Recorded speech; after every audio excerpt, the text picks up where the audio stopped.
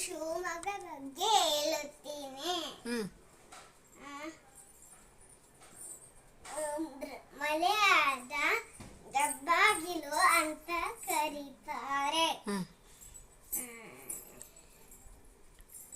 ಶಿವಮೊಗ್ಗದಲ್ಲಿ ಜೋಗ್ ಫಾಲ್ಸ್ ಇದೆ.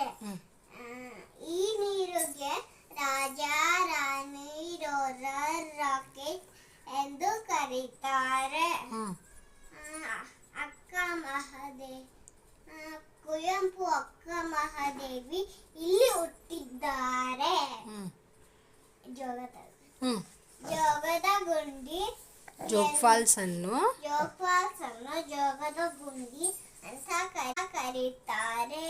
ಅಕ್ಕಿ ಮತ್ತೆ ಗೋಡಂಬಿ ಬೆಳೀತಾರೆ.